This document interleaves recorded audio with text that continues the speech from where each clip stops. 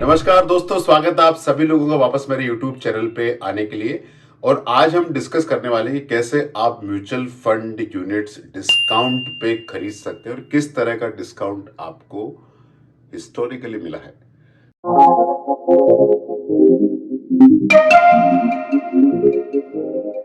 तो मैं आपको एक फंड के इलस्ट्रेशन से समझाता हूं, तो आप देखिए।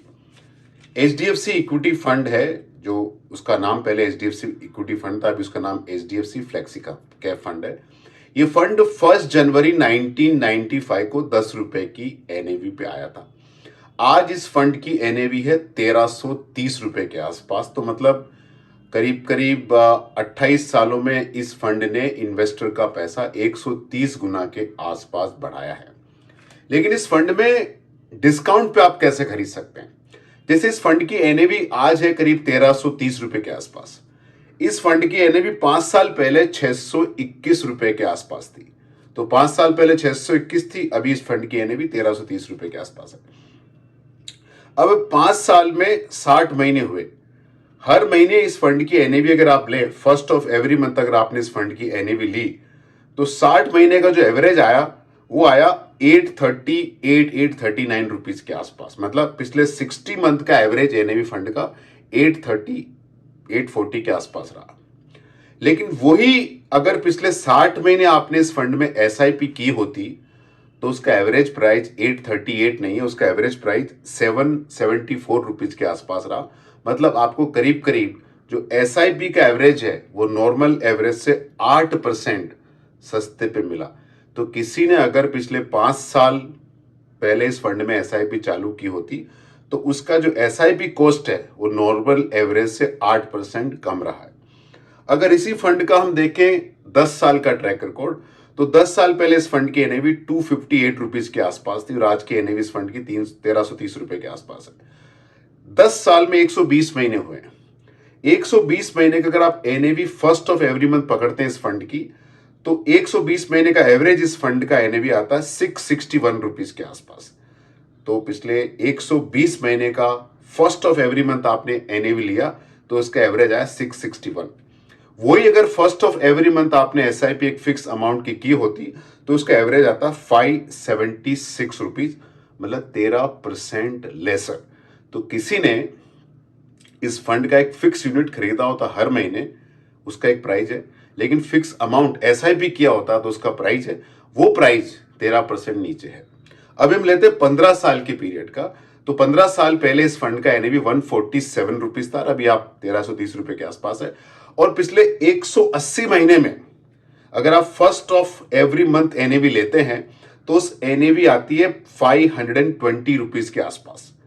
लेकिन SIP की अपना आपने पिछले 180 महीने में, तो उस SIP का एवरेज कॉस्ट आता 370 रुपए के आसपास। एवरेज NAV आता 370 रुपए। मतलब 15 साल में 29% चीपर, सस्ते दाम पे आपको SIP के द्वारा इस फंड को यूनिट खरीदने का मौका मिला।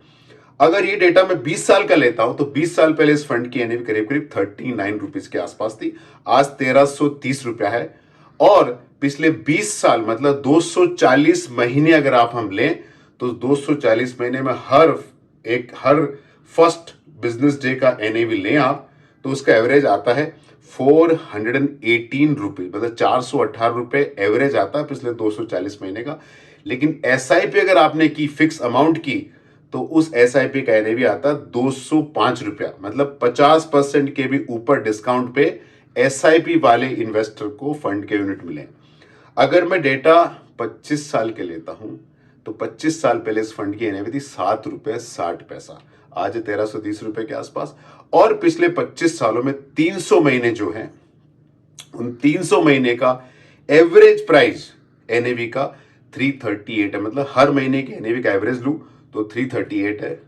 लेकिन अगर मैंने हर महीने SIP की होती, तो NAV आती है 65 रुपीज। मतलब 81% का डिस्काउंट मुझे एक SIP इन्वेस्टर को मिला है। और सिंस इंसेप्शन 1 जनवरी 1995 को 10 रुपए के NAV को मैं लूं, आज 1330 रुपए की NAV है।